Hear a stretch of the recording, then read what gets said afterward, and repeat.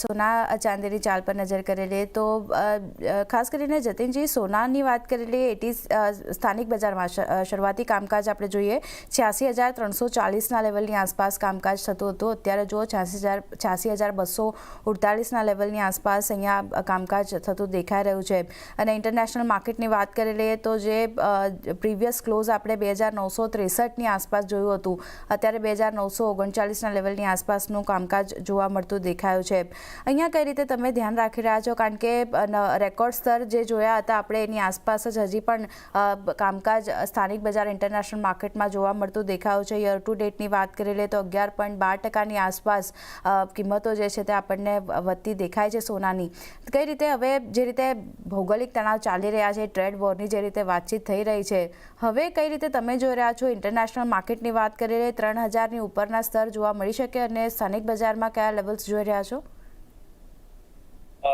આરતી 3,000ના levels એક psychologically બધા એક ટાર્ગેટને આપણે અનુમાનના સાથે જ ચાલી રહ્યા છે.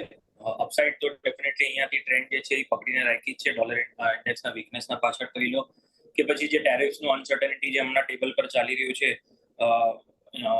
જ્યાં સુધી એમાં ડ્રાફ્ટેડ નથી થતું આખું કે શું મેજર્સ પર ટેરિફ્સ લાગવાના છે અને શું ભાગે અને કેટલા પર્સન્ટેજ વાઇઝ બધાને એના ઉપર લાગુ પડી રહ્યા છે યુએસના તરફથી, અને રિટાલિએશનમાં ચાઇના, ઇન્ડિયા અને અન્ય દેશો યુએસ પર કેવી રીતે ટેરિફ્સનું પોતાનું એડજસ્ટમેન્ટ કરે છે. તો એના ઉપર મને લાગે છે આખું ગેમ પ્લે અનસર્ટનિટીનું બનેલું છે.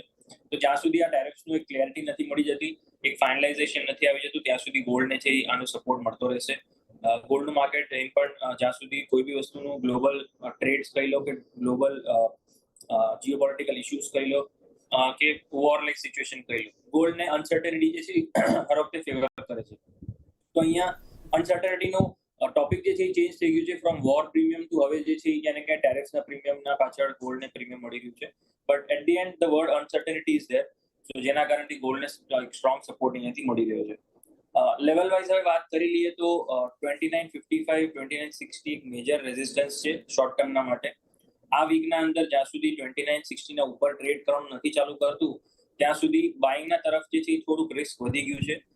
ઓલરેડી પ્રાઇસીસ જે છે એ ઘણા વધેલા છે. તો જેટલું કમ્ફર્ટેબલ બાઇંગ માટે જે લેવલ બની રહ્યા છે એ અરાઉન્ડ 2950, 2920 પાસે, અને સેમ પ્રોફિટ બુકિંગ 2950 આજુબાજુ બની રહ્યું છે. સો આ એક રેન્જના અંદર ક્યાંને ક્યાંક કોમેક્સ ગોલ્ડ ટ્રેડ કરે છે. $20 થી $30 વચ્ચેનું જે રેન્જ છે એ પકડીને રાખ્યું છે. આપણા ઘરેલું બજારમાં આપણે એનું વર્ણન જોવા જઈએ તો 86,500 થી લઈને 86,700 મેજર રેઝિસ્ટન્સ પ્લે કરતો દેખાશે, અને 85,500 થી લઈને 85,700 એક સપોર્ટિવ ઝોન છે. સો આ રેન્જના જ અંદર તમને ટ્રેડ કરતો દેખાઈ રહ્યો છે, અને એ મને લાગી રહ્યું છે હમણાં આ ફેવર ચાલી રહ્યું છે. અનલેસ એન્ડ અન્ટિલ જ્યાં સુધી કોઈ મોટા મેજર કી ડેટા નથી આવતા ત્યાં સુધી આ રેન્જના અંદર ફસાયેલો રહી શકે છે. ફ્રાઇડેના દિવસે પીસીના પ્રાઇસ ઇન્ડેક્સના ડેટા છે જે ઇન્ફ્લેશનના ઉપર થોડુંક તમને એનલાઇટ કરે છે. નેક્સ્ટ વીક જે ડેટા જે છે એ બહુ વધારે ઇમ્પોર્ટન્ટ રહેશે. Going into the month of March, next Friday important data જે મંથલી નોન ફાર્મ પેરોલ્સના ડેટા, અનએમ્પ્લોયમેન્ટના ડેટા જે આવશે ત્યાં સુધી મને લાગે છે આ રેન્જ જે છે ગોલ્ડ જે છે તમને થોડુંક દેખાડતું રહેશે. મેજર અપસાઇડ 2960ના ઉપર પ્લે કરશે અને મેજર ડાઉનસાઇડ જે છે એ 2900ના નીચે પ્લે કરશે. સો આ રેન્જના અંદર જો ટ્રેડર્સને ટ્રેડ કરવું હોય તો નાના ભાગે ટ્રેડ કરો, બટ હમણાં બહુ મેજોરિટી ઓફ ધ રિસ્ક ના લેવું, કેમ કે રેન્જ માર્કેટ છે, ફિલહાલ ટ્રેન્ડિંગ માર્કેટ નથી. લેવલ વાઇઝ જે મેં કીધું એના અંદર ટ્રેડ કરી શકો છો. ઇન્ટ્રાડે વાઇઝ આના અંદર મારા પાસે કોઈ કોલ નથી આવતી, બટ સ્વિંગ ટ્રેડિંગ વાઇઝ જેવી રીતે મેં કીધું કે હમણાં જે રેન્જ જે ચાલી રહી છે, લોઅર રેન્જ અને હાયર રેન્જના અંદર જેને પ્લે કરવું એવી રીતે પ્લે કરી શકે છે. ઓકે, તો આવ્યું અત્યારે સોના માટે બનતો દેખાઈ રહ્યો છે એક રેન્જ બાઉન્ડ કામકાજ જ આપણને અહીંયા બનતું દેખાઈ શકે છે.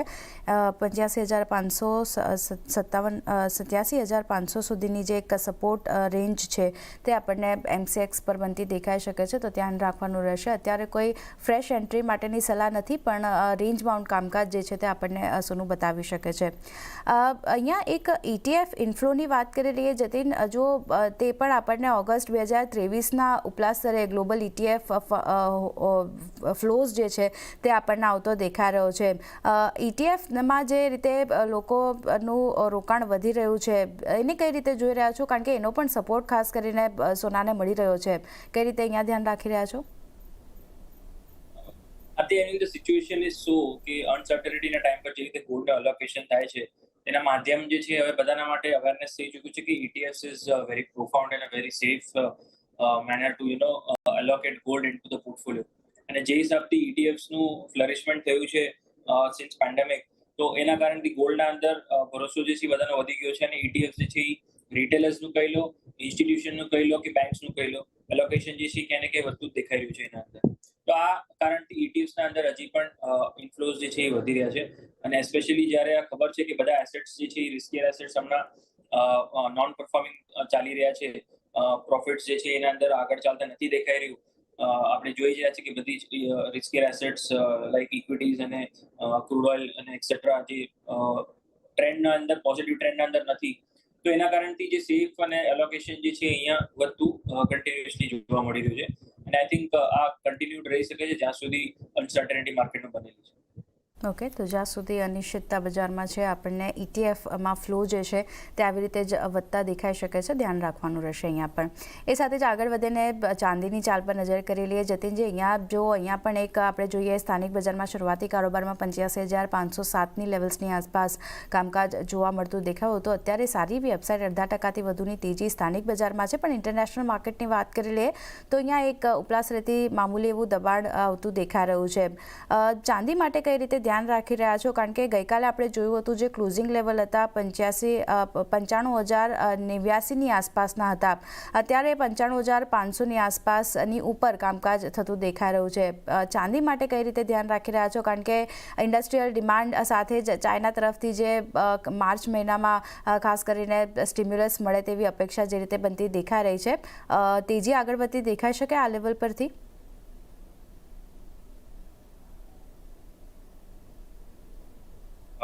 આથી જો 2-3 રીઝન હોય છે પરફોર્મન્સ જે છે એ દેખાડવા માટે.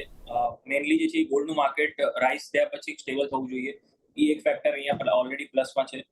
ગોલ્ડનું માર્કેટ વધેલું છે અને ક્યાંય ને ક્યાંય લેવલ પર હમણાં પોતાનું બેઝ દેખાડી રહ્યું છે.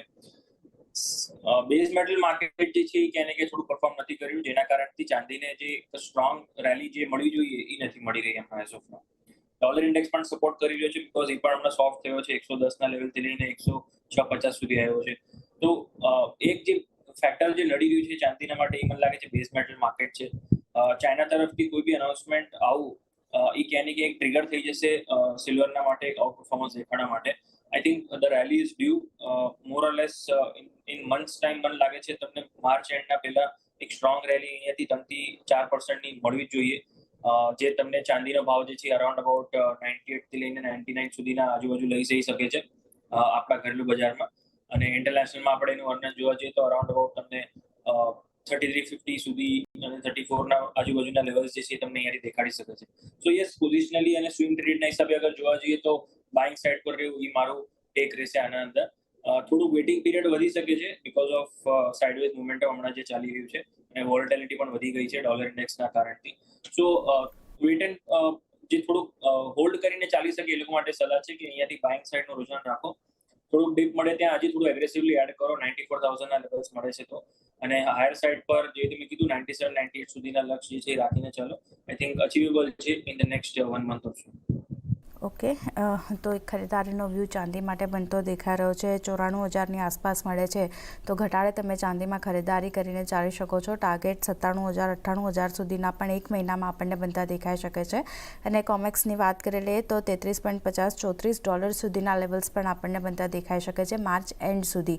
તો માત્ર ખાલી બેઝ મેટલ્સ તરફથી થોડું ઘણું એક ચિંતા બનતી દેખાઈ રહી છે, પણ બાકીના જે ફેક્ટર છે તે ચાંદી માટે સપોર્ટિવ છે, એટલે ખરીદારીનો વ્યૂ અહીંયા રાખવાની સલાહ બનતી દેખાઈ રહી છે. એ સાથે જ